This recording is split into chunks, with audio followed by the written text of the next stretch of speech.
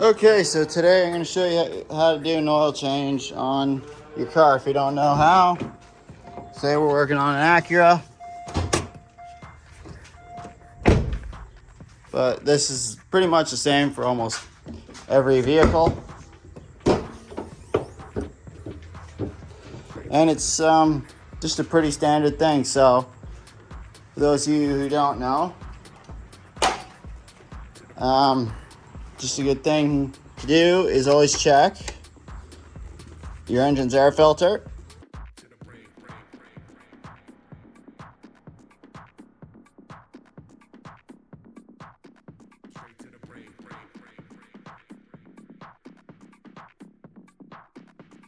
Versus having to replace them every once in a while. You can just take them out, clean them.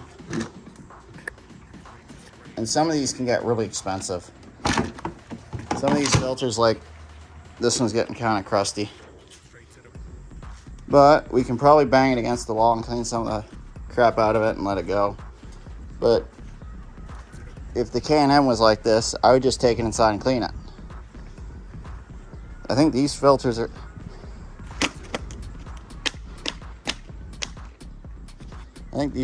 like 80 bucks. So these aren't cheap for this vehicle specifically. Some are like 10 bucks. And, you know, it's not worth it to put the K&N one in. But for a higher end luxury vehicle like an Audi, whatever else, it makes sense. Just because in the long run, you're not going to have to replace them. You just clean it. I recommend, if you guys don't, get compressed air. I don't need that running. I already got some in there. But yeah, I recommend, if you don't have it, get yourself a nice big compressor. 8 gallon is not enough. Try and go out for at least 15 to 20 gallon. And you want one that's got a motor, an electric motor, and then a pump. These are a lot quieter, as you heard. The little ones, they sound horrible, they're loud, and they're obnoxious. Along with these goddamn mosquitoes this year. Okay, so all you're gonna want to kind of do is just go in here.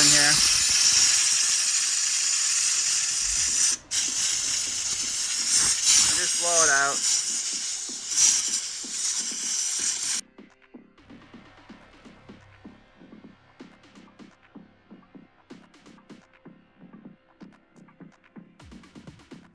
So if you see any oil on your filter, anything like that, time to go.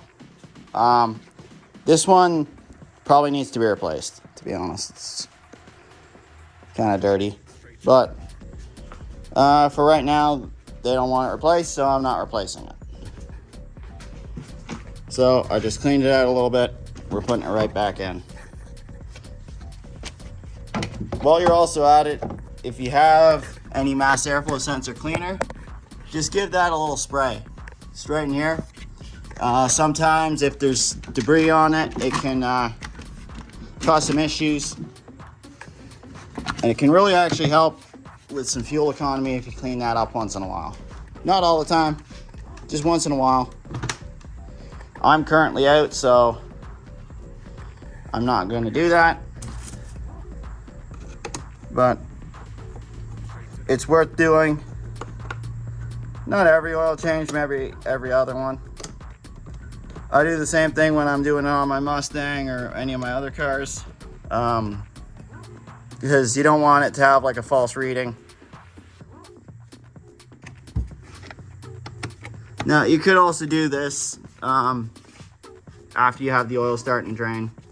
I just decided to go this way first, so that's the only reason in particular why I started with checking the filter. Usually you do this as the oil's draining.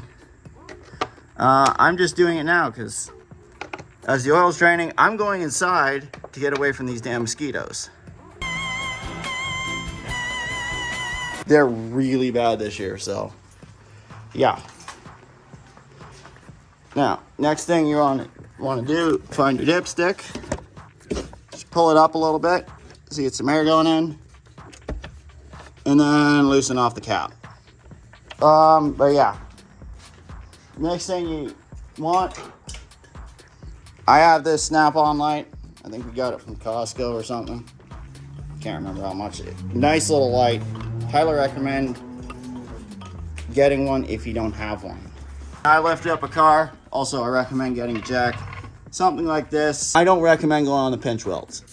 They can bend and break pretty easy. I go right on the box tubing that goes all the way down it. Or the semi-box tubing, whatever you want to call it, frame. I go on here. That's where I lift from. I do that on every car. Really gonna need, get yourself an oil drain bucket. Figure out what size wrench you need to take off for the drain bolt. Okay, so now we're under here. Each vehicle has a different size drain plug. This one's 16. Now, you can link wrenches to make it a little easier because the vehicle isn't very high off the ground. I can't really do that. So the next best thing is a rubber mallet.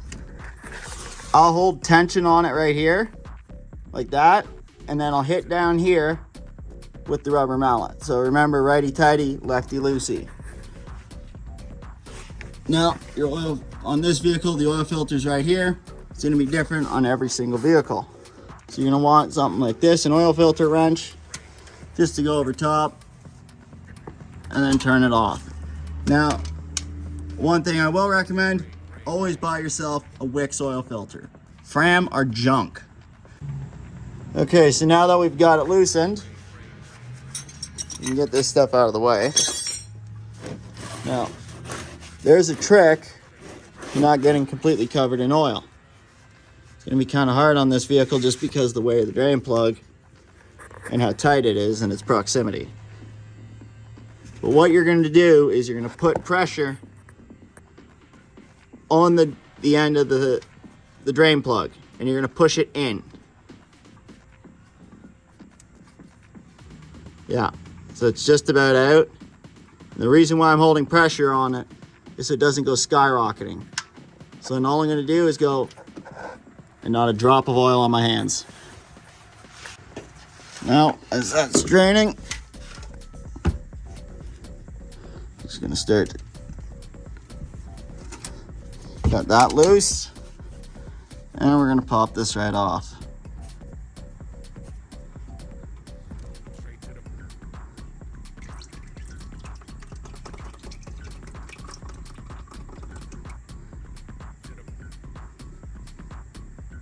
Okay, so just to show you, this is what a conventional filter is.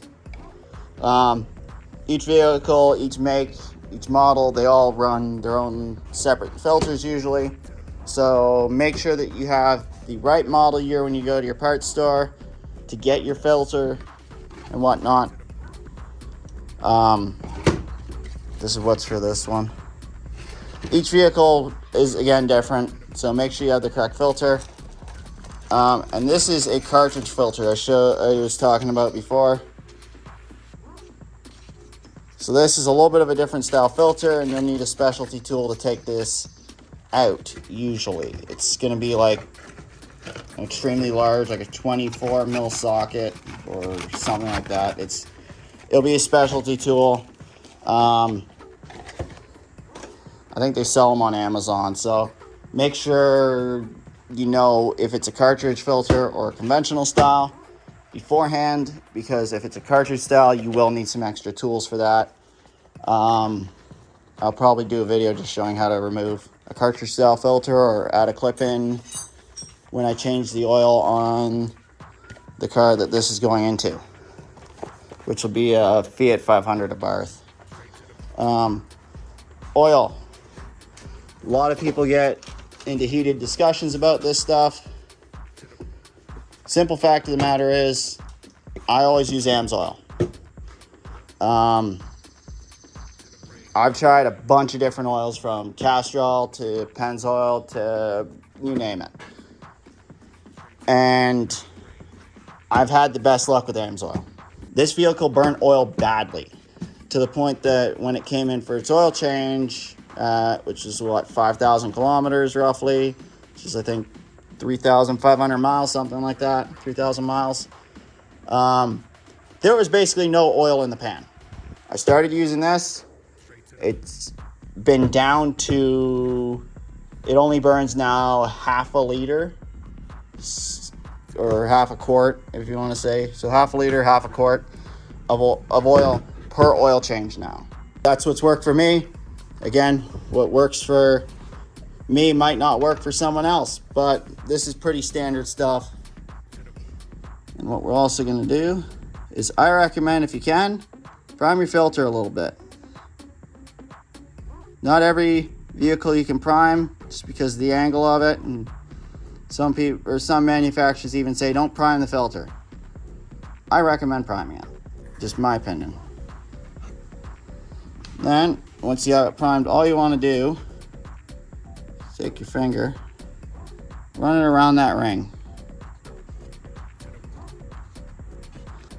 Now the reason you do that is so that the ring doesn't stick to the oil filter housing. Your car, every time you want to put your oil filter on, take a look up at your oil filter housing, see that there's nothing there, it's all clean, and you don't have your gasket stuck there.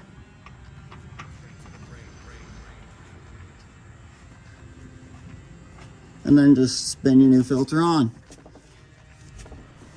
Doesn't need to be crazy tight. That's it. Okay, so make sure your funnel's clean. I already cleaned this one. And all you're gonna do is you're gonna start putting your oil in. So your average vehicle is gonna take somewhere between 4.5 to 5 liters of oil. So about between 4 to 5 quarts.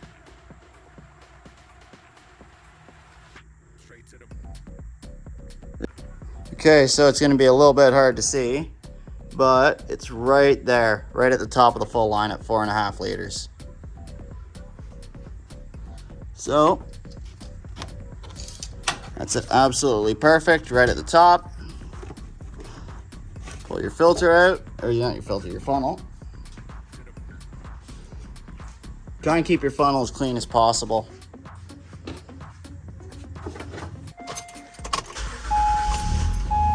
We're just gonna let it run for a second, just to circulate the new oil through it. Okay, so now we're giving it a couple minutes since it's run. Get the oil back in the pan. Just gonna pull the dipstick out, give it a wipe off.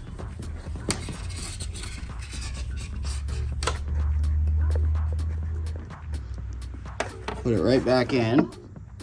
And then we'll check our oil level and see where we're at.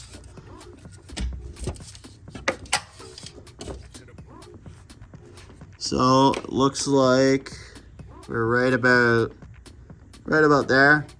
So we're gonna add a little bit more oil to this. Really not hard, it's not difficult to change your own oil.